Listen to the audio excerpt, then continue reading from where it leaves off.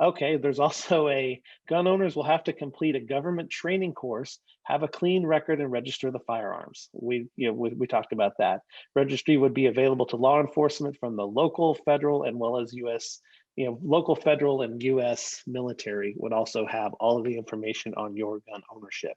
Now, I personally, I don't have I don't have any concern about that, but there are people that do. I mean, there are people that don't trust the government. There are people that live out in the wild and like their privacy and aren't comfortable with that. Well, and Brian, So I mean, yeah, and then not only that, but look, I would love to tell you that the government always has the best of intentions, right? That they always are going to do things and take the high road. But you and I both know that that's not always the case. And there are plenty of times that the federal government overreaches using your private information.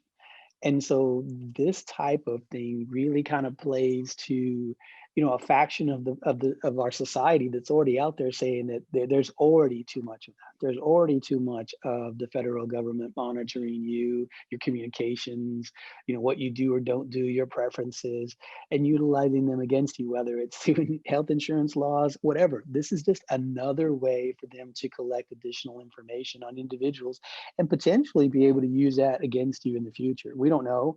And so while I agree with you, I don't think that there's necessarily going to be anything that they're going to find out about you and I that, it's not that we don't want to turn it over because there's something to hide. It's just, why should we have to turn it over? I mean, give me right. the legitimate basis for what that information garners you.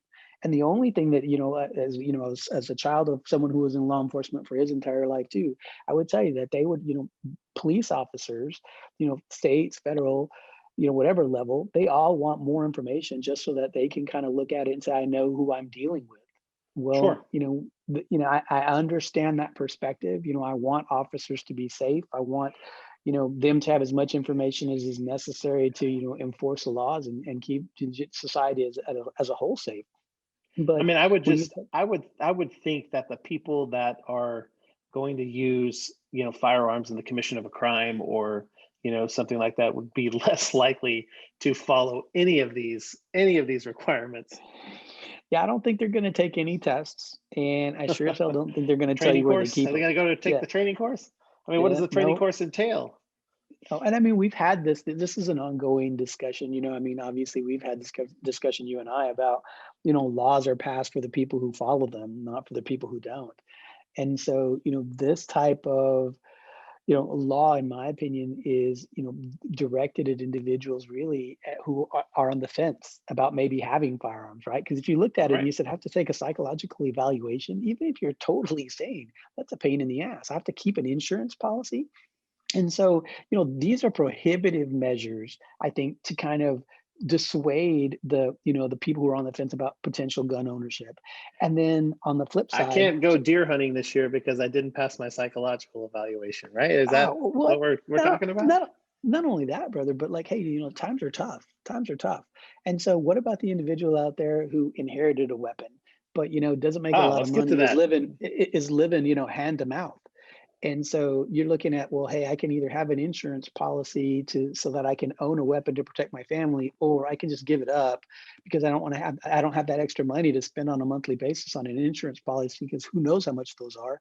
And so, yeah, I'm not going to do it. So let's talk about just who's going to be completely just axed from the list right away without hearing, without review, or without anything. Anyone who has ever been hospitalized due to a mental illness, drug or alcohol abuse, homicidal or suicidal thoughts, or a brain disease would not be eligible to obtain any kind of firearms license.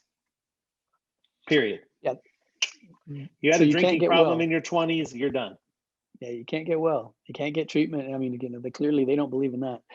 Um, I mean, that is a huge paintbrush. That is a And huge swath of a paintbrush across oh, it gets better, society. Sam. It gets better. The psychological evaluation process would also take into account the psychological condition of other members in the licensee's household, current and former spouses, relatives, and associates. Now, you and I both know So your ex-wife that, is crazy and you can't get right, one, huh? right, they're going to go talk to your ex-wife, and then they're going to decide whether you need to have a firearm because you Oh, had wow. maybe a bad marriage, How many times, Brian, or do we have a client come in and say the first thing they want to say is what? I've diagnosed my other person, my other spouse, the other bipolar, side. Yeah, bipolar, emotionally narcissist, unstable, psychopath, sociopath. sociopath. Yeah, there you go. Okay. Well, the And bigger then, piece of it is the but penalties. also, let's say, in my household, all of my guns are completely locked up. I'm the only one who has access to it. I guess my wife has access too, but I have trigger locks. I have, every safety precaution that I think is appropriate. But this means that if, let's say, you have somebody that they deem potentially a risk in your living in your household, even though they may not even have access to the guns, you could be prevented from having this license. Yeah, the mother-in-law comes over, you're in trouble, Brian. Just No kidding. I'm in trouble anyway, but well, I mean, the these are some big penalties for violating those laws. I mean, if it were to make it, I mean, she's not making it a slap on the wrist. I mean, you're talking about some substantial penalties. right. Um, yeah, I think it's knowingly violating the sections is like 75 to $150,000. You could be in prison not less than 15 to 25 years. I mean, these are federal charges. And the challenge is, I don't know if most people know out there, but most federal charges, they have like a 98% conviction rate.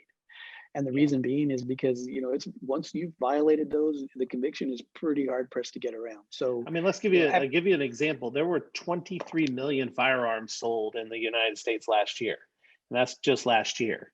So, you know, you're talking about a tax on every one of those guns. You're talking about, potentially having to get a license for every one of those guns. Number one, I think the government's going to be so inundated with licensing requirements that I don't know that you could ever get a license approved. I mean, that may be, maybe you have to wait part of the 7 strategy, years part to of the get your strategy, license approved. part of the Maybe that's part of strategy. the strategy. Thank you for listening, and we hope you enjoyed the Top Texas Lawyers podcast. If you would like a consultation with either Brian or Sam, please call 1-888-981-7509 or visit us on the web at astxlegal.com. Once again, that's astxlegal.com. Thank you very much.